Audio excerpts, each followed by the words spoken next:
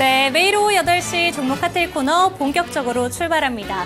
지난주에 시장의 상승 랠리를 강하게 견인했던 저 PBR 관련된 종목들, 오늘은 개인을 중심해서 차익 실험 매물이 강하게 빠져나왔습니다. 하지만 오후장에는 낙폭을 많이 축소하면서 거래를 마쳤는데요. 그럼에도 코스피 지수가 파란불을 벗어나는 데는 역부족이었던 걸로 보이고 있습니다. 그리고 장마감 직전에 이재용 회장과 관련해서 1심 무죄 판결이 나오면서 삼성그룹주의 주가를 체크하신 분들 많으실 것 같은데요. 주가의 희비는 엇갈렸습니다. 삼성전자는 하락하면서 거래를 마친 반면에 삼성물산은 소폭 상승으로 거래를 마쳤는데요. 이번 주에는 설 연휴를 앞두고 있는 만큼 거래일도 짧은 가운데 우리는 어느 부분에서 시장의 힌트를 얻을 수 있을까요? 궁금하시다면 이 한 시간 저희와 함께 하시기 바랍니다. 종목 쇼핑 본격적으로 출발합니다. 하격 타임세일 종목 핫딜 참여를 원하신다고요? 자, 따라해보세요. 팔로미. 첫 번째 전화 참여 02-2128-8566으로 전화주세요. 종목 상담부터 주식에 관한 모든 궁금증을 도와드릴게요. 두 번째, 핸드폰에서 카메라를 켜주세요. 화면에 보이는 QR코드를 찍어주시면 24시간 메신저 참여가 가능. 세 번째, 유튜브로도 참여하실 수 있어요. 토마토증권통 검색하시고 실시간 라이브 채팅으로 참여 완료. 이때 구독과 좋아요는 필수겠죠? 매일 저녁 8시 종목 핫딜과 함께하세요. 어서 오세요. 타임어택 코너입니다. 타임어택 코너는요, 한정도 15분 동안만 진행되고 있습니다. 그 시간 동안에 저는 여러분의 핫한 쇼핑 도와드리고 있는 아나운서 김은지입니다.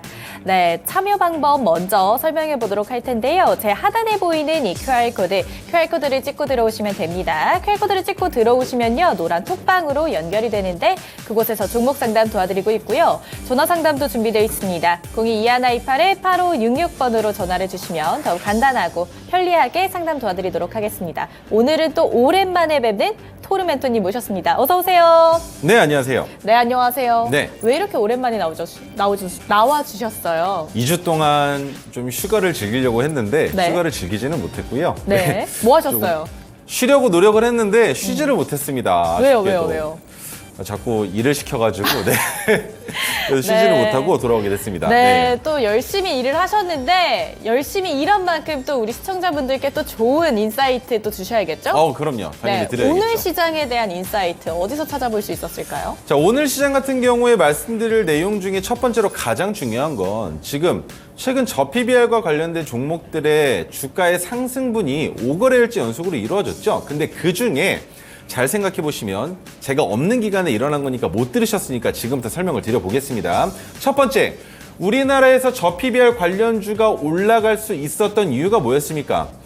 코스닥에 있었던 기관들의 물량이 빠져나오면서 코스피로 들어왔죠. 그러면서 저PBR 관련주들로 유입이 됐는데 그때 코스피와 코스닥이 희비가 엇갈렸습니다. 그러면서 코스닥은 더 내려갔고 코스피는 올라오는 양상을 보여줬었는데 그렇게 하루 이틀 차가 될 때까지만 하더라도 이거 그냥 기관들의 장난인가 정도로만 생각을 했었던 외국인들이 3거래일째부터 들어오기 시작을 했다라는 겁니다. 그러면서 주가가 지속적으로 상승을 보여줬는데 여기에 키포인트가 되는 건 첫 번째, 올라갈 수 있는 모멘텀적으로 가장 빠르게 우선시됐었던 건 바로 은행주와 보험 관련주였습니다.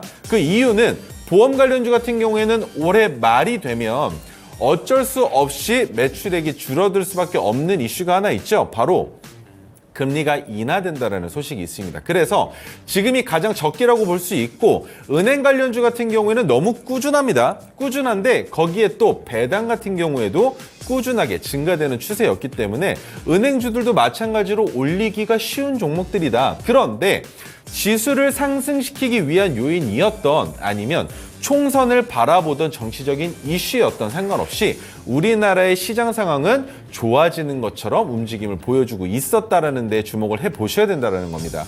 그런데 오늘까지 5거래일 동안 기관이 양매수를 보여줬지만 외국인들이 이탈하기 시작한 종목들이 분명히 눈에 보이실 겁니다. 그런데 외국인들이 이탈함에도 불구하고 갭이 하락했던 갭을 상승시켰던 상관없이 시가보다 높은 종가를 유지했었던 종목군들이라면 아직까지도 상승 여력이 남아있다고 생각하시는 게 맞고요. 그렇지 않다 하더라도 단기간에 빠르게 올라간 만큼 조정을 받는다면 충분히 저 PBR 관련주들은 지속적인 상승이 나올 수 있다고 생각을 하셔야 되는데, 자, 그렇다면 과거 시점까지의 설명 외에 오늘 시장을 바라볼 땐 어땠느냐?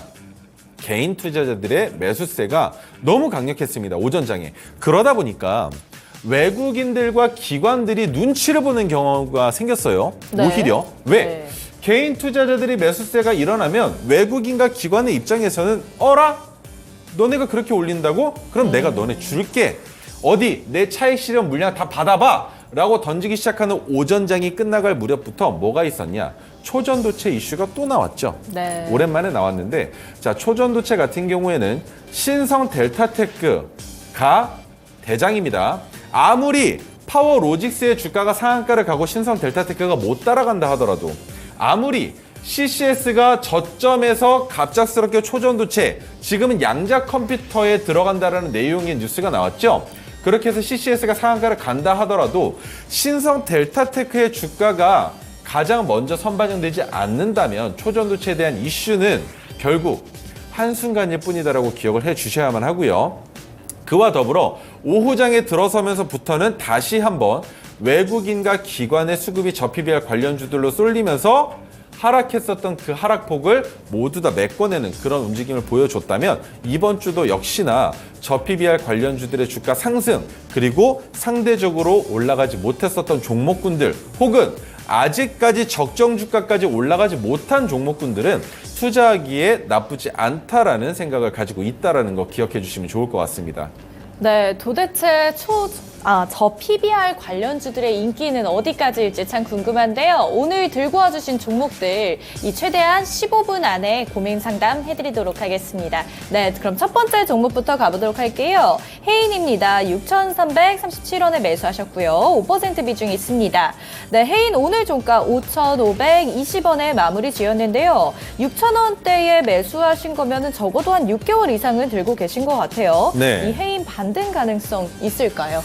해인 같은 경우에는 정말 여러 가지 테마로 엮여 있죠. 지금 시장에서는 아무래도 네. 가장 중요한 게 조선기자재 관련된 내용일 거예요. 그리고 뭐 광물 관련된 내용도 있지만, 네.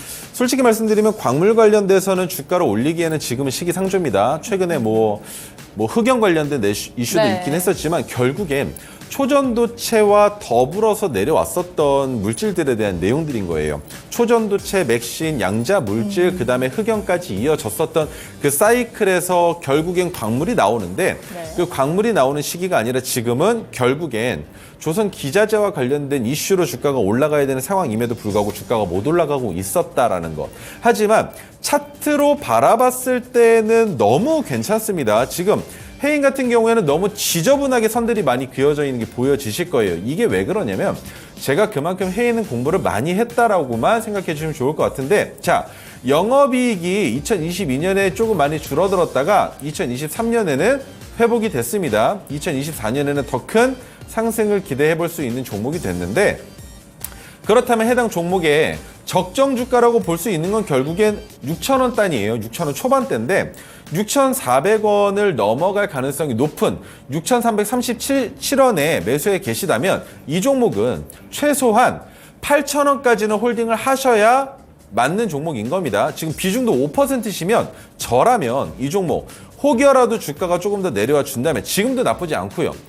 오히려 동일 비중으로 추가 매수해서 평균 단가는 뭐 그렇게 크게 의미는 없지만 낮춰놓고 비중을 10%로 맞춰놓은 다음에 8,000원까지 주가 올라갈 때 분할 익절해서 추가 매수했었던 물량은 수익으로 전환시키고 남은 물량을 더 크게 위로 한번 지켜볼 수 있지 않을까라는 생각이 드는 종목이기 때문에 해인은 걱정 안 하셔도 괜찮을 것 같고요.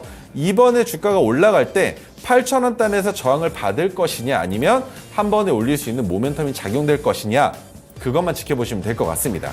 네, 해임 8,000원이 관건이 될 것 같습니다. 네, 현재 종목 상담 진행하고 있습니다. 종목 상담 받고 싶으면요, 이 QR코드 찍고 들어오시면 됩니다. 노란 톡방으로 연결이 되는데 그곳에 종목명, 비중, 매수가 남겨주시면 정확한 상담 도와드릴 수 있습니다. 다음 종목 가보도록 할게요. JYP 엔터입니다. 매수가는요, 10만 1,500원이고요. 20% 비중이에요. 복구 가능할까요? 라고 왔는데 JYP 엔터 계속해서 떨어지고 있는 흐름 보여주고 있습니다. 작년 7월 25일에는 14만 원까지도 갔었던 종목이었는데 언제가 저점이 될까요? 계속해서 내려가고 있습니다. 많은 걱정 되실 것 같은데 어떻게 보세요? JYP 같은 경우에는 엔터주에 대한 안 좋은 내용들이 조금 나왔어요. 작년 말에 조금 나왔었는데 그게 뭐였었냐면 K 딱지가 조금 떨어지지 않을까라는 걱정거리가 네. 엔터 관련주들에 조금 파다하게 퍼졌었습니다. 그래서 지금 하락하고 있는 추세로 봤을 때 오히려 내려가는 게 더 좋은 투자자들이 많아요. 저 같은 경우에도 이 종목은 67,800원 아래로 내려가면 매수해보기 너무 좋은 자리다라는 생각을 가질 정도로 주가가 더 내려오는 게 맞는 위치인데 제 생각엔 67,800원까지는 충분히 더 내려갈 수 있다고 생각을 하고 있습니다. 지금 비중이 20%이셔서 부담이 많이 되실 거라고 생각이 드는데요. 비중이 20%이신 상황에서는 추가 매수를 한다 하더라도 67,800원에서는 진입을 하시면 안 됩니다. 왜냐하면 67,800원은 언제든지 도달할 수 있는 가격이지 이 가격을 넘어서 주가가 다시 올라갈 수 있다는 기대가 되는 자리가 아니에요. 그래서 제가 말씀드리는 67,800원은 이 자리에서 매수해서 기술적 반등이 나오면 그 기술적 반등으로 인해서 9만 원대까지 올라갈 때 수익을 만들어 보자라는 관점으로 진입하는 거지 이 종목을 67,800원에서 진입했다? 주가가 더 내려간다? 그러면 35,000원 단, 31,000원 단에서 동일 비중으로 추가 매수해서 내 평균 단가를 낮춰놓고 67,800원까지 오면 매도하자라는 관점으로 접근할 수 있는 가격이기 때문에 이 종목은 한 번이라도 추가 매수를 하셔야 합니다만 67,800원에서 지지가 된다면 추가 매수 안 하셔도 됩니다. 다만 67,800원에서 지지부진하다가 주가가 다시 하락 추세로 전환되게 될 경우에는 JYP 이제는 평균 단가 적정 주가를 5만 원 중반 이상으로 봐야 되는 종목이기 때문에 내려갔을 때 45,000원 아래라면 동일 비중으로 추가 매수하셔서 비중을 40%까지 늘리는 한이 있더라도 내가 이 종목 수익은 못 내더라도 탈출은 할 수 있는 관점을 만들어 놓으셔야 된다는 거예요. 그리고 손절 가격을 드릴 수 없는 이유는 딱 한 가지입니다. 어디까지 내려갈지 알 수 없는 상황이죠. 거기에 핑크색 지지선이 분홍색 지지선이 올라와 줬는데 그 가격이 82,000원입니다. 그 말인 즉 82,000원까지는 주가가 내려간다 하더라도 반등이 나올 가능성이 충분히 있다라고 봐야 되는데 그렇지 않은 경우가 또 있겠죠. JYP 같은 경우에는 지금 매출액도 영업이익도 너무나 좋아요. 이렇게 좋은데도 불구하고 14만 원까지 올라갔다가 내려가는 이 하락 추세를 견뎌내지 못하고 있다라는 건 결국엔 코스닥 시장의 하락과 지수의 하락과 더불어 JYP가 2024년에 만들어낼 수 있는 모멘텀이 아직까지는 부족하다라고 판단할 수밖에 없다는 것이죠. 그래서 결론을 드려보자면 67,800원까지 충분히 내려갈 가능성이 있겠지만 67,800원에서는 추가 매수 안 됩니다. 하지만 67,800원까지만 내려간다면 본전까지 올라올 가능성이 충분히 있기 때문에 본전에서는 정리하셔야 되고요. 그런 상황이 아니라면 주가가 내려갔을 때 45,000원 아래로 이탈하게 될 경우에는 동일 비중으로 추가 매수하셔서 평균 단가 낮춰놓으시고 낮춰놓은 평균 단가 위로 올라올 때 본전 가격이 왔을 때 정리하시고 탈출하시는 방법 사용하시면 될 것 같습니다. 네, 이 JYP 엔터 앞으로 계속 떨어질 수 있다라는 말씀과 함께 추가 매수 자리는 45,000원 아래로 제시해 주셨습니다. 다음 종목 가보도록 할게요. 다음 종목은 애경케미칼입니다. 14,100원 매수가고요. 20%입니다. 진단 부탁드려요. 이렇게 왔어요. 애경케미칼 오늘 종가 12,280원에 형성돼 있습니다. 어떻게 보세요? 이 애경케미칼은? 애경케미칼 같은 경우에도 지금 보시면은 선들이 질비하게 그어져 있는 게 보이실 거예요. 이 선들이 뭐냐면 이 선들은 최근에 그어놓은 선들입니다. 그리고 과거 시점으로 돌아가 봤을 때도 마찬가지로 지지와 저항이 일어나는 최근 시점의 선들이라는 거죠. 그 말이 뭐냐면 아직까지 세력이 손바뀌면 나타난 종목이 아니다라는 겁니다. 그리고 앞에 있는 애경을 보실 게 아니라 뒤에 있는 케미칼을 보셔야 되는 기업이에요. 자, 그렇다면 현재 주가의 위치가 적정한지 먼저 판단을 해봐야 되겠죠. 영업이익이 줄어들었습니다. 언제랑 비교가 되느냐? 2022년과 비교를 해보셔야죠. 그렇다면 2022년 수준까지 주가가 내려갈 수 있지 않을까라는 생각을 하셔야 되는데 여기에서 평균 단가가 14,100원이시라면 그래도 나쁘지는 않습니다. 왜 나쁘지가 않냐? 주가가 내려갈 때 추가 매수를 하기에는 조금 위험 부담이 있는 케미칼, 화학 관련주지만 14,100원까지는 올라올 가능성이 높다라는 것과 오히려 영업이익이 감소될 위기에 있었던 상황임에도 불구하고 27,800원까지 올라갔다라는 건 14,100원이 아니라 그 윗단에 있는 17,140원까지 올라설 가능성이 있다라고 보는 게 맞겠죠. 하지만 전제 조건이 하나 있습니다. 11,000원이라는 지지선을 이탈하게 된다면 그때부터는 하단 박스권으로 접어들게 됩니다.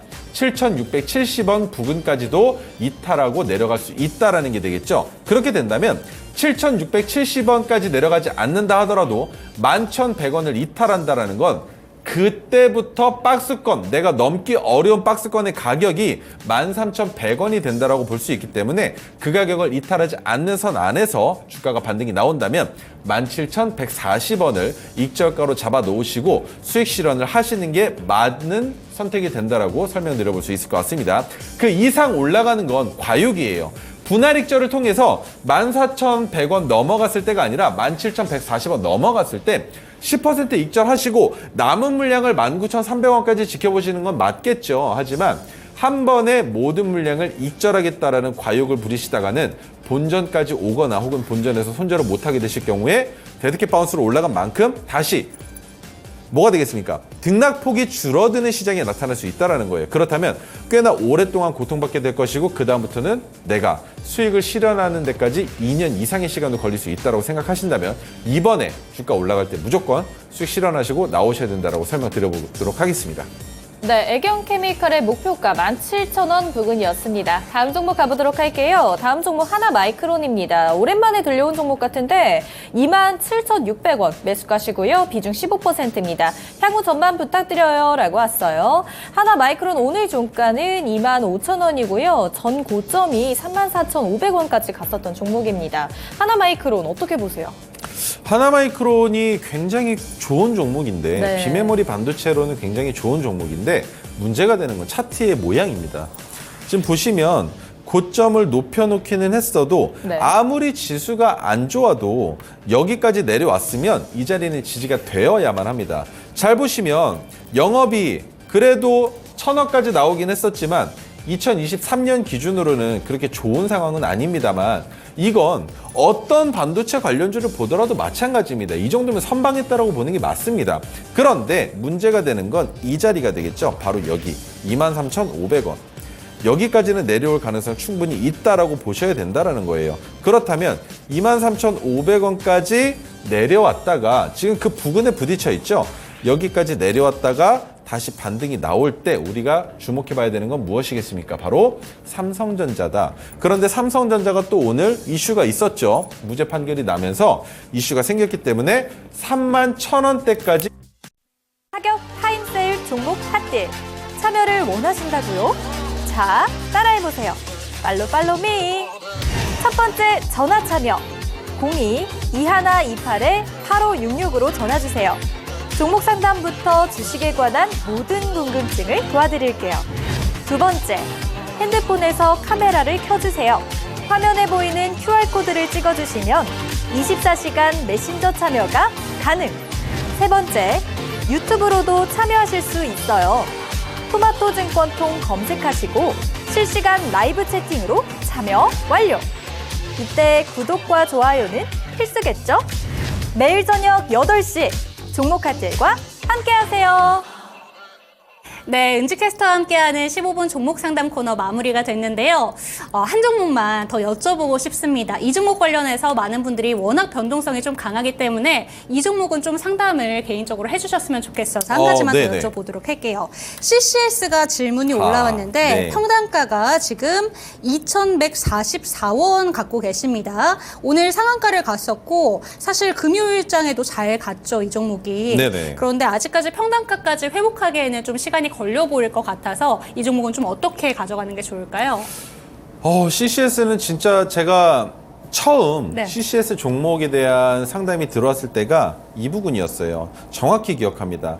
이 날짜였었는데 10월 23일입니다. 작년 10월 23일 날 이 종목 평단이 1,000원대인데 어떻게 해야 될까요? 라는 질문을 주셔서 제가 뭐라고 설명을 드렸냐면 CCS는 충북에 있는 지역 케이블 방송국입니다. 그쵸. 그런데 주가가 이렇게 올라가는데 아무런 뉴스가 없다라는 게 문제가 됩니다. 그렇기 때문에 무조건 익절하시고 나오셔야 됩니다라고 설명을 드렸는데 여기에 또 뭐가 있었냐면 1,400원에서 이슈가 하나 있었습니다. 뭐였었냐면 자, 초전도체 연구원 중에 한 명을 사내이사로 등재한다라는 이슈를 띄우면서 주가를 크게 올렸다라는 네. 것이죠. 그런데 올려놓고 여기서부터가 가장 중요합니다. 여러분들 잘 들으세요.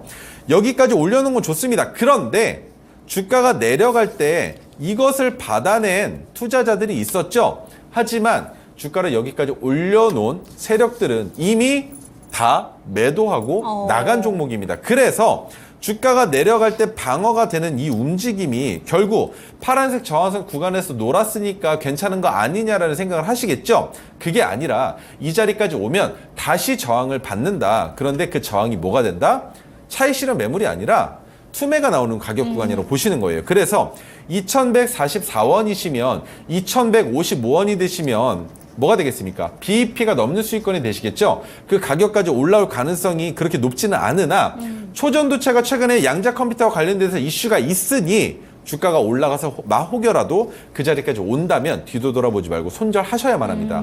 안 그러면 언제 갑자기 또 1,000원을 이탈해서 자기 자리를 찾아갈지 알 수가 없어요. 네. CCS의 적정 주가는 500원입니다. 그리고 초전도체에 대한 내용이 나오긴 했고 그로 인해서 사내이사를 등재하긴 했지만 어떤 사업도 진행을 하고 있지 않아요. 꼭 뭐와 똑같습니까? 2차 전지 사업을 영위하겠다라고 얘기했었던 영풍재지와 뭐가 다릅니까? 종이 목재 사업이죠. 그런데 그 회사가 2차 전지를 하겠다라고 발표를 했고 폐배터리 사업을 하겠다. 그리고 폐배터리 검사 사업을 하는 회사에 투자를 하겠다라고 내용을 얘기를 했지만 실질적으로 투자된 게 있습니까? 없죠. CCS 마찬가지라는 겁니다. 그렇다면 언제 어떤 식으로 주가가 다시 원상회복될지 모르기 때문에 어쩔 수 없습니다. 주가가 여기에서 올라가는 상승세가 끝나도 손절하셔야 되고요. 본전까지 온다면 본전에서는 무조건 나오셔야만 하는 종목이 된다라고 설명을 드려볼 수밖에 없습니다. 네, 본전가에 오게 된다면 무조건 좀 수익 실현하고 나오기를 좀 얘기를 해주셨고요. 언제든지 주가가 회복된다기보다는 주가가 500원까지 다시 한번 떨어질 수 있는 가능성도 있기 때문에 이 종목에 대해서는 본전가가 온다면 과감하게 좀 빠져나오시기를 권해주셨습니다. 그렇다면 오늘 좀 초전도체와 관련해서 논문 발표 이야기가 있다 보니까 다양한 종목들이 움직이긴 했거든요. 네. 그런데 저는 초전도체와 관련해서는 오늘 CCS가 상한가를 가긴 했지만 정말 몸집이 커진 종목은 바로 신성델타테크가 아닐까 싶은데 그렇죠. 네. 이 종목도 오늘 20%까지 오르기도 했던 종목입니다. 네. 이 종목이 지금 코스닥에서 벌써 시총 10위권 안에 든 종목인데 네네. 이런 종목들은 좀 어떻게 가져가는 게 좋을까요? 신성델타테크는 초전도체로 보시면 안 되는 종목이죠. 오. 신성델타테크가 어디와 연관되어 있는 기업인지 아시나요? 어떤 종목이죠? LG그룹 오. 일가와 연관성이 있는 기업입니다. 어떻게 연관이 되는 걸까요? LG에서 하고 있는 일들이 여러 가지가 있는데 그중에 뭐 2차 전지 또 마찬가지고 여러 가지 사업군을 같이 하고 있는 대주주가 LG 쪽이라고 보시면 돼요. 그래서 초전도체 이슈가 8월 달에 있었죠. 네. 그 8월 달에 이슈가 있을 때에도 신성델타테크가 많이 올라갔지만 그렇죠. 다른 종목들 서남, 서원, 덕성, 뭐 모비스 다 빠져 내려갈 때 버텼었던 종목이 유일하게 신성델타테크였어요. 그래서 그때도 제가 뭐라고 말씀드렸냐면 신성델타테크처럼 이미 매출액과 영업이익을 꾸준하게 만들고 있는 기업이 초전도체로 엮이면 주가가 반짝 반등이 나오겠지만 그렇다 하더라도 주가가 내려갈 수 있는 지지선이 올라가는 역할을 해준다. 하지만 그렇지 못한 기업들 같은 경우에는 단기적인 이슈와 모멘텀으로 주가가 올라간 거기 때문에 언제든지 제자리를 찾아갈 수밖에 없다라는 설명을 드렸단 말이죠. 그래서 신성 델타테크는 아직까지도 모멘텀이 남아 있으나 이제부터는 조심하셔야 됩니다. 네. 자, 전고점을 넘어갔다라는 건 지금부터 가장 중요하게 봐야 되는 것 이거죠. 외국인들이 이 거래를 연속으로 많이 샀습니다. 네. 지금 지난주 금요일도 오늘도 마찬가지로 20만 주 이상을 매집을 했는데 기관은 움직이질 않아요. 그 말은 신성 델타테크 이제는 매도를 불러올 수 있다. 그런데 파란색 저항선이 오늘 올라갔습니다. 그 저항선의 가격은 10만 2,300원인데 가장 중요한 게 뭐였습니까? 우리가 투자할 때 파란색 저항선이 올라가고 그 다음날 그 가격을 지켜준다면 단기적인 상승 추세가 한 번 더 나올 가능성이 있다라고 봤죠. 그렇다면 가장 좋은 건 내일 외국인이 매도를 했음에도 불구하고 10만 2,300원 위에서 종가가 끝난 다음에 신성 델타테크는 한 번 더 올라갈 가능성이 높아지는 거겠지만 내일도 역시나 외국인들이 매수를 한다면 우리는 내일 동일하게 진입했다 하더라도 외국인들이 매도를 하게 되는 혹은 시간의 단일가에서 주가를 올리고 매도세로 전향시킬 수 있는 외국인들이 팔 때 같이 팔아야 된다는 겁니다. 그래서 시나리오가 두 개가 나오겠죠. 첫 번째, 내일도 외국인이 산다면과 내일 갭을 띄우고 외국인이 판다면이겠죠. 그럼 여기서 봐야 되는 건 시간의 단일가예요.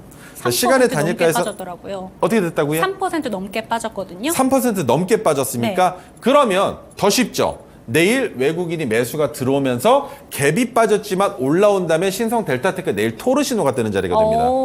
그리고 한 가지 더, 내일 외국인이 매도를 하게 된다면 주가가 큰 폭으로 하락하게 되겠죠. 하지만 우리가 보고 있는 지지가 될 수 있는 가격 구간은 이 자리입니다. 바로 시가로 봐야 되겠죠. 고가로 보면 92,300원인데 92,300원에서 지지가 이루어진다면 단기적인 반등이 나오면서 짧은 구간에 데이 트레이딩 관점으로 수익을 맛볼 수는 있겠지만 장기적인 관점으로 봤을 때에는 신성 델타테크라는 기업 자체를 관심 종목에서 삭제하시는 게 맞습니다. 자, 장기적으로 열어볼게요. 지금 상장된 이래로 지금까지 주가를 열어보면 신성 델타테크는 4만 원 아래까지 충분히 내려갈 수 있는 종목이에요. 그런 종목을 이렇게 고점에서 잡는다? 여러분, 자익을 때 그리고 또 에코프로 때 주가가 올라갈 때 그때 뭐라고 했습니까? 고점에서 샀는데 주가가 더 올라가면 나는 이 종목을 믿었어. 그런데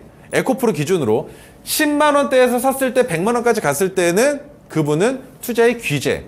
그런데 100만 원 넘어서 샀는데 거기에서 주가가 못 올라가고 내려가는 투자자는 뭐라고 판단했습니까? 저 바보. 그죠? 그런데 에코프로가 10만 원대까지 올라갔다가 주가가 다시 10,000원 초반까지 내려왔다라면 그분도 마찬가지로 저 바보가 됐겠죠? 여러분들은 그런 위험성 있는 모험을 하지 않으셨으면 하는 겁니다. 올라갈 가능성이 있는 건 맞겠지만 지금 신성 델타테크의 시총이 2조 8천억입니다. 그런데 2조 8천억짜리라고 볼 수 없는 매출액이에요.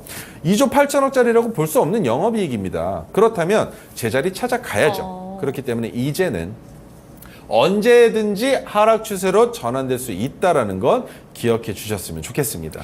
네, 신성 델타테크 같은 경우에는 초전도체 외에도 다양한 테마로 엮여있는 종목이긴 합니다만 이 종목 역시 과열 구간에 위치하고 있습니다. 그래서 추가적으로 상승 여력이 물론 남아있는 신성 델타테크이지만 앞으로는 좀 관심 종목에서 제외하시는 게 어떨까 이런 이야기 남겨주셨어요. 저희 토르 전문가님을 정말 오랜만에 뵙기 때문에 추가적인 질문만 조금 더 드리도록 하겠습니다. 사실 오늘 초전도체 외에도 다양한 테마주들이 움직였는데 윤 대통령이 이제 신년 대담 관련해서 이야기가 또 나오고 있다 보니까 저출산도 움직였고요. 정책 관련된 종목들이 또 다수 움직였는데 이런 테마주 관련해서는 앞으로 트레이딩을 좀 이번 주에는 어떻게 하는 게 좋을까요?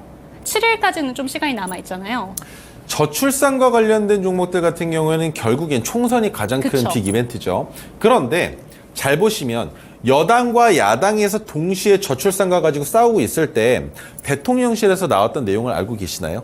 어떤 내용이 나왔죠? 뭐가 나왔었냐면 저출산을 해결하기 위해서 가장 근본이 되는 내용은 우리 출산을 할 수 있는 신혼부부들 그리고 결혼한 지 얼마 안 된 그런 가정에서 부부들이 시간을 가질 수 있는 시간을 더 많이 만들어줘야 됩니다. 그런데 그러기 위해서 가장 중요한 건 재택근무입니다라는 내용이 나왔었어요. 그래서 재택근무와 관련된 내용을 대통령실에서 언급을 했단 말입니다. 그런데 여기에서 제가 걱정했었던 건 뭐였었냐면 대통령실과 비대위원장 간의 불화가 어떻게 보면 여당과 야당 간의 싸움이 아니라 지금부터는 대통령실과 비대위원장 간의 싸움이 불거지는 것은 아닌가. 그렇게 될 경우에는 오히려 이민청에 대한 설립도 잘못하면 무산될 수도 있을 것 같고, 저출산과 관련된 이슈도 분명히 총선을 위한 재료로서는 너무나 좋은데 왜 지금 우리나라가 가장 위험하게 바라보고 있는 내용이기 때문이죠. 그런데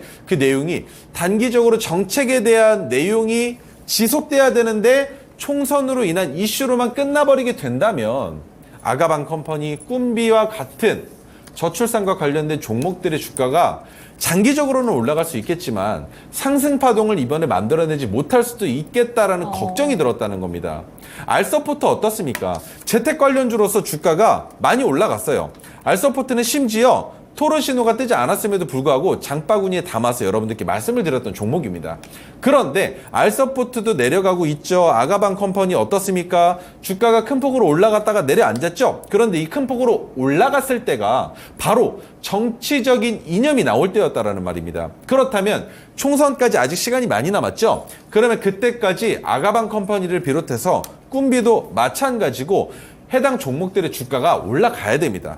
못해도 최근에 만들었었던 고점을 넘어서야만 합니다. 그런데 그 어떠한 내용도 나오고 있지 않아요. 그래서 제가 시장을 바라볼 때 역시 믿을 게 못 된다 라는 생각이 드는 겁니다. 제가 최근에 정치적인 이념으로 인한 투자를 했을 때 실패한 경험이 뭐였었냐면 원자력 발전소 관련된 이슈로 한번 실패를 맛봤습니다. 그리고 최근에 또 뭐가 있었냐면요. 미국 나사에서 우리나라에 얘기를 건넸습니다. 지금 우리 위성을 쏠 건데 그 위성의 자리가 남습니다. 당신네 나라에 큐브로 된 거 실어서 보낼 수 있는 자리가 있는데 같이 한번 보내는 게 어떻겠습니까? 라는 내용이 나왔는데 우리나라에서 어떻게 됐는지 아시나요 혹시? 모르실 수 있어요. 잘 안 보셨을 테니까. 뭐가 있었냐면 결국에 국회에서 돈이 안 나왔습니다. 우리가 어떻게 됩니까? 정권에서 무언가를 진행하기 위해서는 그만큼 여유자금이 필요하죠. 그런데 그 여유자금을 어디에서 의결합니까? 국회에서 의결을 해야 되는데 안 됐습니다. 그래서 부결이 나는 바람에 우리나라는 어떻게 보면 좋은 기회를 놓친 거예요. 그런데 이걸 또 뭐랑 엮어서 봤느냐? 우주항공 관련된 내용 왜 계속 얘기합니까? 이것도 안 할 거면서. 그죠? 우주항공을 하려면 그만큼 우주에 관련된 연구를 하는 것도 중요하겠지만 우주에 직접 보낼 때 같이 보내서 우리의 제품이, 우리의 물건이 우주에서 살아남을 수 있는지, 그 큐브가 진짜 역할을 할 수 있는지 확인을 해야 될 거 아닙니까? 왜 정치적으로 싸우고만 있습니까? 대통령실에서 윤 대통령이 우주항공 관련된 뭐 설립했습니까 또? 우주항공청 설립했죠? 네. 뭐 한 겁니까? 장난친 겁니까 지금? 쇼한 거죠? 그래서 저는 지금 현재 정권에서 나오고 있는 내용들에 대한 신뢰도가 바닥을 쳤습니다. 개인적으로는. 그렇기 때문에 저출산 관련주, 재택근무 관련주, 그리고 또 뭐 있습니까? 원격 의료 관련주 네. 안 믿습니다. 제가 믿는 건 실질적으로 우리나라에서 지속적으로 저출산과 관련된 정책은 누가 됐든 해결을 해야 되기 때문에 그리고 이민청 어떻게 보면 대통령실과 비대위원장 간의 전투라고도 보고 있지만 비대위원장이 아니더라도 이민청은 설립을 해야만 합니다. 왜? 지금 모든 기업들이 가지고 있는 문제 중에 가장 큰 게 캐파가 꽉 차 있어요. 뭐 때문에?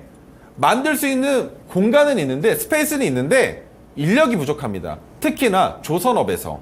근데 그 캐파를 만들어낼 수 있는 방법이 결국엔 우리나라 사람들 배가 부른 거죠. 그리고 어차피 내가 조선업에 들어가서 뭐 합니까? 건조를 시키는데 일을 1조 한다 하더라도 내가 그 회사에서 올라갈 수 있는 맥시멈이 정해져 있습니다. 이미. 그래서 젊은 층들은 이제는 조선업에 가기를 꺼려해요. 일만 힘들고 돈을 벌어봤자 지방에서 고생만 하고 내가 가져갈 수 있는 게 없다는 거죠. 그런 일자리들이 너무나 많습니다. 차고 넘쳐요. 그런데 그 차고 넘치는 일자리를 결국 들어가는 건 누가 됩니까? 외국인들입니다. 그리고 외국인들의 입장에서 또 하나를 엮어보자면 이 내용이 말씀드려도 되는지 모르겠는데 외국인들이 최근까지는 은행에서 환전을 하거나 아니면 한국에서 벌어들인 수익금을 어떻게 자국으로 보냈습니까? 은행에 환전 수수료를 내면서 보냈죠. 그런데 지금은 비트코인이라는 시스템을 많이들 이용해요. 제가 비트코인을 말씀을 드리려다가 꺼려했었던 이유는 아직까지 우리나라에서는 합법화되지 않았지만 미국에서 우리 주식하는 사람들이지 않습니까? 미국에서 최근에 현물 ETF 상품의 승인이 됐죠. 그쵸. 그렇기 때문에 욕심내서 한번 제 말씀을 드려보겠습니다.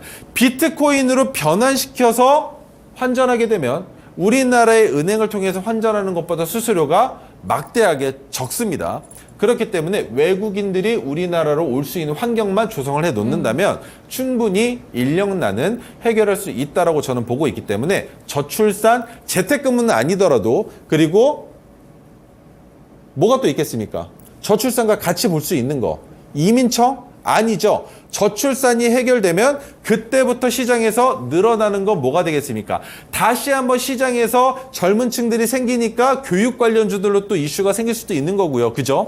하지만 거기까지는 오래 걸린다는 거. 그래서 단계를 밟아서 간다면 정책 관련주가 아니라 저출산 관련주부터 먼저 상승을 해야 된다는 걸 기억해 주시면 좋을 것 같습니다.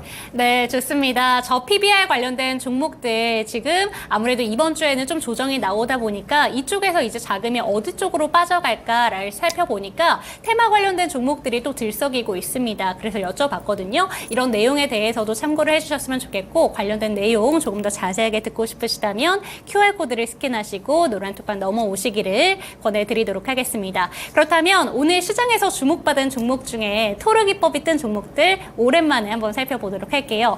저 PBR 관련된 종목들로 오늘 두 가지 들고 오신 것 같은데 네. 첫 번째 종목이 하나생명입니다. 이 종목이 저는 최근에 올랐나 싶었는데 1월 18일부터 쭉 우상향을 해줬어요. 네네. 2,000원대 초반부터 지금 3,000원대 후반까지 간 종목인데 이 종목 좀 어떤 부분을 가장 매력적으로 보시는지 궁금하거든요. 아무래도 가장 중요한 거는 정치적인 이념이기는 해도 자꾸 오늘 정치 얘기만 하는데 저는 정치랑 별로 상관이 없습니다. 저는 주식으로 수익만 내면 되는 사람인데 일본에서 먼저 이 그쵸. 시스템을 도입을 했어요. 그로 인해서 일본도 우리나라처럼 단계가 나눠져 있습니다. 네. 코스피, 코스닥 이렇게 나눠져 있는데 일본에서 성공한 케이스를 보고 따라하는 것 같은 움직임이 나와주고는 있지만 그 따라가는 움직임에 기관들의 매수 행렬을 불러 일으켜서 어떻게 보면 지금 저PBR 관련주들의 시장 조성자가 기관이 네. 아닌가라는 생각이 들 정도로 주가를 큰 폭으로 올려주고 있던 상황에 하나생명이 토르기법이 포착이 됐었습니다. 그래서 진입하셔라라고 말씀을 드렸는데 진입과 동시에 주가가 너무나 빠르게 올라갔다는 그쵸. 거죠. 네, 그래서 하나생명은 포착되자마자 주가가 큰 폭으로 올라섰고 그것뿐만이 아니라 바로 그 다음날 토르 신호가 또 떴는데 오늘 또 상승을 했다라는 거예요. 단기간에 두 개나 떴네요. 네. 단기간에 2번 포착됐는데 2번이나 수익을 만들어냈다라는 데에 주목을 해보고 있는 네. 것이죠. 그래서 아무리 저 PBR 관련주 이제는 끝나지 않았을까요? 아니면 이제는 외국인들이 매도를 잡고 있으니 무섭지 않겠습니까? 기관도 지금 너무 많이 매집을 했기 때문에 기관들의 평균 단가도 더 올라가는 것을 원하지 않을 테니 여기서부터는 오히려 차익 실현 매물이 나오면서 다른 저 PBR 관련주들로 수급이 쏠리지 않겠습니까? 라는 내용들이 나오고 있지만 역시나 기법이 포착이 된다면 그 자리는 도전해 볼 만하다. 충분히 상승폭을 만들어낼 수 있는 자리가 된다라는 설명을 드려보기 위해서 하나생명을 첫 번째로 가지고 나왔습니다. 네, 하나생명 차트를 통해서 살펴봤는데요. 다음 종목도 역시나 저 PBR 관련해서 움직이고 있는 종목입니다. 물론 섹터는 다른데 자동차 관련해서 업황이 좋아진다라는 이야기가 나오면서 자동차 부품주로도 조금 온기가 확산되고 있죠. 대표적으로 서현이화 요새 강세 보이고 있는데 이 종목 살펴보도록 하겠습니다. 이 종목도 저 PBR 관련된 종목으로 묶이더라고요. 네네. 이쪽은 좀 어떻게 보시는지 궁금하거든요. 이게 어쩔 수가 없습니다. 자동차 부품 관련주들은 거의 대부분이 저 PBR일 수밖에 없습니다. 소부장이 마찬가지인데 그 첫 번째 요인은 작년에 삼성전자를 능가했었던 현대차의 주가가 올라가지 못하고 그쵸. 있었죠. 어떤 내용이 있었습니까? 골드만삭스에서 현대차의 주가가 올라가는 것은 부담스럽다라는 내용이 작년에 발표가 됐어요. 그런데 충분히 이해는 합니다. 왜? 테슬라의 3분기 실적까지 나와 있는 상황에서 나온 발표란 말이죠. 그 말은 4분기에는 테슬라의 실적이 호전되지 않겠는가? 왜? 전기차의 시장이 점차 더 좋아질 거니까 라는 생각이 들었기 때문에 그런 내용을 얘기한 것 같은데 아닙니다. 잘못 생각했습니다. 자, 전기차는 아직까지는 뭐라고 봐야 되겠습니까? 시작하는 테스트 단계예요. 지금 전기차를 구매하신 분들은 테스터들입니다. 그래서 지금 우리나라만 봐도 어떻습니까? 전기차, 중고차로 막 쏟아져 나옵니다. 그 말은 뭐가 되느냐? 첫 번째, 인플레이션이 부족합니다. 충전 인프라가 많이 구축되어 있지 않고, 두 번째, 제가 전기차 얘기만 나오면 거품 무는 이유 중에 첫 번째 뭐였습니까? 내연기관 차량은 내가 유지보수 관리만 잘하면 시클리컬이 10년이 그냥 넘어가요. 네. 15년까지도 넉넉하게 탑니다. 그런데 전기차는 시클리컬 기간을 길게 잡아야 5년에서 7년밖에 못 잡습니다. 그렇게 됐을 때 문제가 되는 건 7년 정도 지나면 엔진을 바꾸는 것처럼 전기차는 배터리를 교체해야 되겠죠. 그런데 아직까지 우리나라에서 폐배터리와 관련된 사업이 만들어진 게 없어요. 제가 작년부터 계속 얘기했습니다. 그쵸. 폐배터리 사업이 나와야 리튬 가격이 내려가는 건 어쩔 수 네. 없는 상황이지만 2차 전지 관련주들의 주가가 다시 반등이 나올 수 있는 시장이 올 것이다. 그리고 폐배터리 시장이 성공되어야 지금 대기업들 앞마당에 질비해 있는 저 배터리들을 처리할 수 있게 된다. 그리고 그렇게 중고 배터리가 나와야 전기차의 시클리컬 기간을 그만큼 더 늘려서 바라볼 수 있을 것이다. 왜? 부품을 교체하는 비용으로 본 것인데 지금 현재 상황으로 봤을 때 전기차를 구매해서 5년 정도 시간이 지나서 배터리 농도가 낮아져가지고 배터리를 교체하게 되면요. 얼만큼 비용이 들어가느냐? 전기차를 5천만 원 주고 샀습니다. 그럼 배터리 비용이 50%가 넘어요. 2,500만 원이 넘습니다. 그러면 그럴 거면 차라리 다른 차를 사고 말지, 내연기관 차량으로 바꾸고 말지. 우리 지금 기름값을 아끼려고 전기차를 샀는데 그러면서 정부에서 나왔던 거 뭐였습니까? 전기차를 사면 그만큼 지원해드리겠습니다.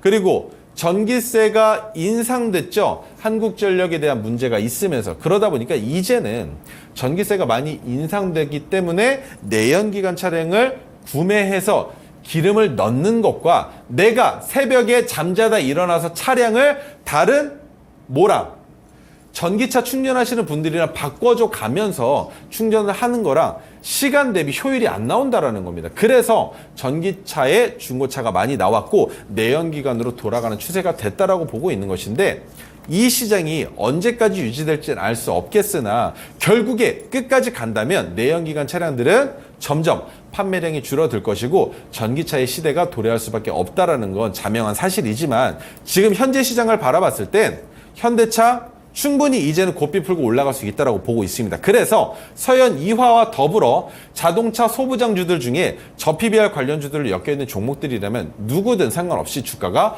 올라갈 수밖에 없는 모멘텀이 작용될 수 있다고 생각해 보실 수 있겠죠. 자, 그래서 서현 이화의 차트를 보시면 600일 차트로 봤을 때 토르 신호가 포착이 됐음에도 불구하고 주가가 큰 폭으로 올라가지 못했었습니다. 그런데 최근에 단기간에 주가가 올라갔죠. 거기에 한 가지 더. 지난주 금요일날 주가가 큰 폭으로 올라갔을 때 파란색 저항선을 윗단으로 올려놨는데 오늘 갭을 띄우면서 아래 꼬리만 간당간당하게 파란색 저항선을 터치하고 다시 올라와서 끝났다라는 건 파란색 저항선을 이탈하지 않는 한 서현 이화의 주가는 더 올라갈 수 있는 여지가 남아있다라고 생각해 보시면 좋을 것 같습니다. 네, 좋습니다. 두 번째 종목으로는 서현 이화까지 살펴봤습니다. 이 종목 같은 경우에는 추가적인 상승 여력이 남아있는 종목이다라고 이야기해 주신 만큼 이런 내용들 참고해 보셨으면 좋겠습니다. 이번에는 리뷰 타임으로 한번 넘어가 보도록 할게요. 와, 이 종목은 100%가 넘긴 종목입니다. 바로 IT센 살펴보도록 할 텐데요. 네. 12월 12일에 저희가 들어갔었던 종목이었고요. 당시 당시에 목표가가 7,500원으로 제시가 됐었는데 1월 마지막 날에 13,000원까지 터치를 했다가 지금 조금 조정을 받고 있어요. 그래서 조금 아쉬운 게 고점 대비로 해서 지금 오늘 저점으로 본다면 한 29% 정도 빠진 종목인데 네네. 이 종목 갖고 계신 분들이라면 이때 수익 실현을 했어야 됐었나라는 생각도 드실 것 같습니다. 좀 어떻게 가져가는 게 좋을까요? IT생 같은 경우에는 이제는 꺾여 내려오는 게 맞는데 잘 보시면 제가 IT생을 오늘만 언급하는 게 아니에요. 그쵸. 기억나세요? 네. 1월 달에 계속 주구장창 들고 나와서 말씀을 드렸던 종목인데 토르 신호가 포착되고 첫 번째 산이 만들어졌을 때 고점이 있습니다. 그 고점 가격 구간까지 내려온 것이다 정도로만 보시면 될 것 같은데 이 자리에서 지지가 되면 다시 반등이 나올 수 있는 종목이에요. 처음 상승을 보여줬을 땐 뭐랑 관련되어 있었냐? 비트코인, STO와 관련돼서 주가가 그쵸. 올라갔습니다. 하지만 지금은 오히려 그 내용으로 올라가는 것이 아니라 자, 설명에도 써왔지만 귀금속 및 원자재 기반의 STO 사업을 하겠다. 그래서 부산 디지털 자산 거래소의 우선 협상 대상자로 선정되면서 주가의 상승이 한 번도 불러올 수 있지 않았나라는 생각이 드는 종목이라는 것이죠. 그리고 그 상승이 불러올 때 거래 대금이 없었습니다. 그리고 지수가 빠짐에도 불구하고 주가가 내려가지 않았어요.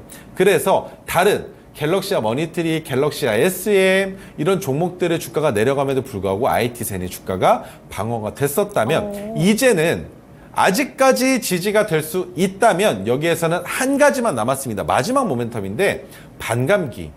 그런데 이번 반감기는 4월 달이라고 예정은 되어 있지만 문제가 되는 건 반감기 한 달 이전에 재료가 소멸될 가능성이 높다라고 보시는 게 맞습니다. 최근에 12월 달에 또 뭐가 있었습니까?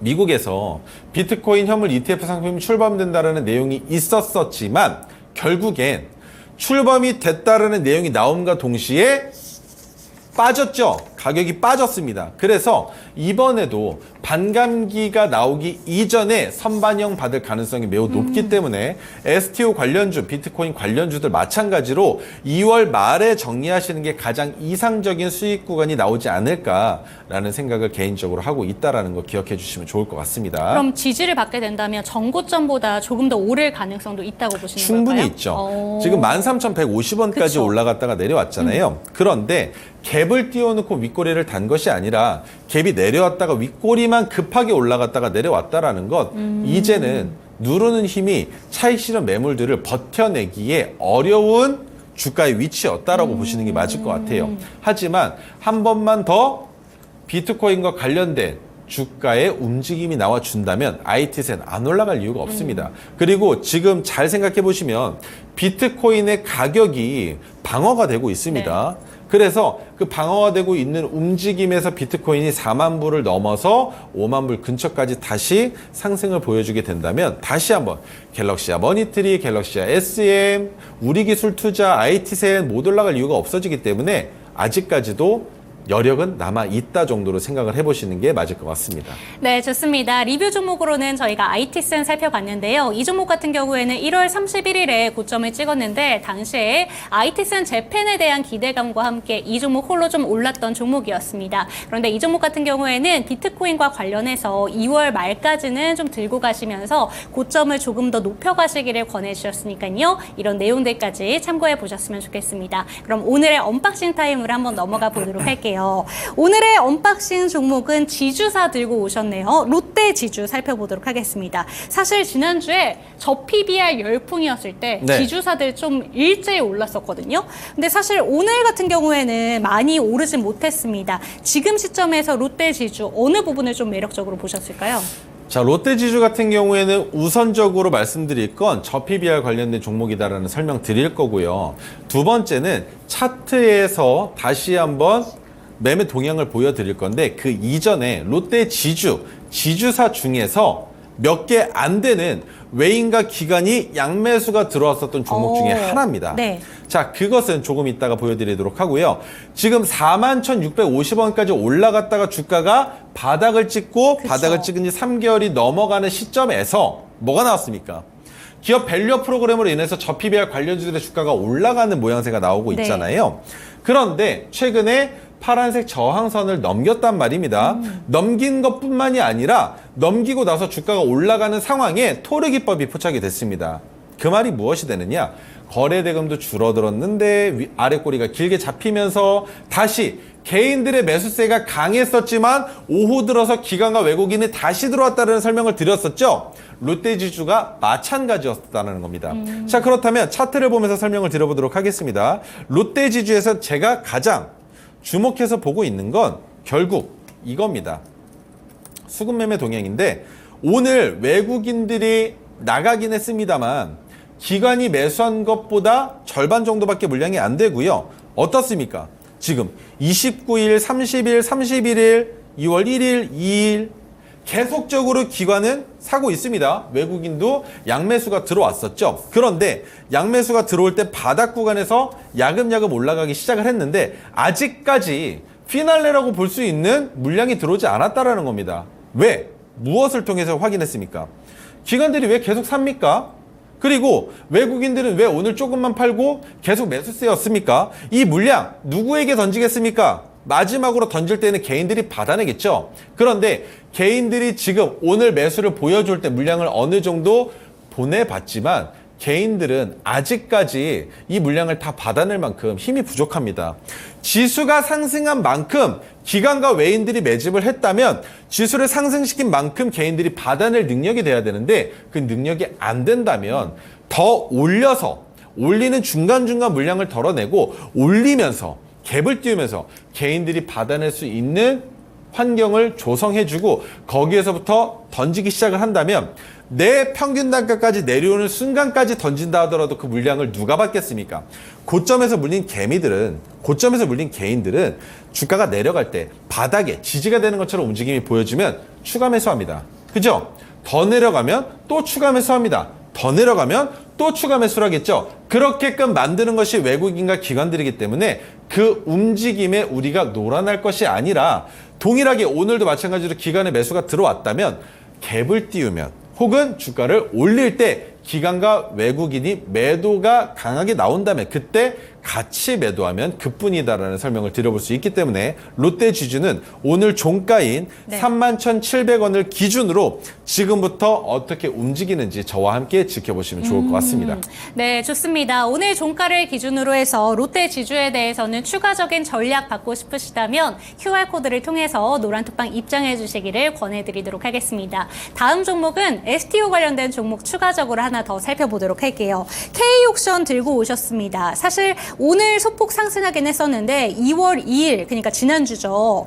이때 좀 STO 관련된 종목들이 일제히 한번 좀 주목을 받았는데 당시에 증권사에서 이제 STO 관련해서 경쟁을 하겠다라는 이슈가 불거지면서 K옥션도 이때 당시에 크게 올랐었습니다. 그런데 오늘 시점에서 들고 오신 이유가 분명 있을 거라고 봐요. 네. 좀 어떤 부분을 좀 집중하실까요? K옥션 같은 경우에는 저PBR 관련주로 바라보고 있는 것이 아니라 K옥션은 한 가지입니다.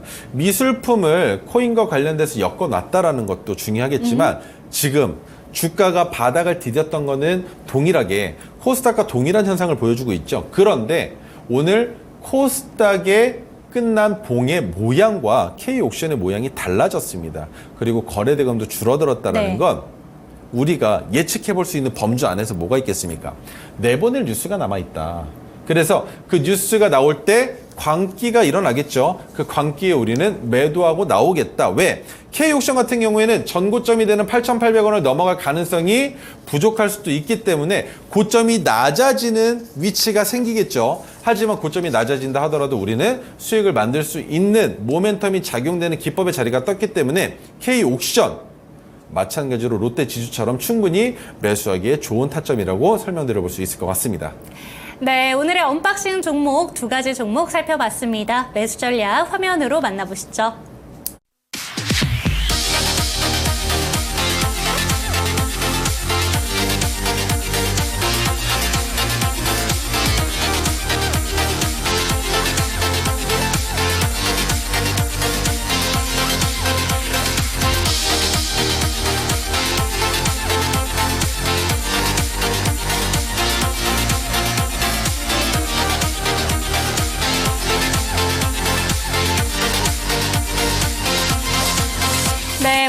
토르 멘토님과 이 시간 함께했습니다. 토르 멘토님의 자세한 시장 전략 궁금하시다면 QR코드를 통해서 노란톡방 들어오시기를 권해드리도록 하겠습니다. 저희는 내일 이 시간 다시 돌아올게요. 시청해주신 여러분 감사합니다.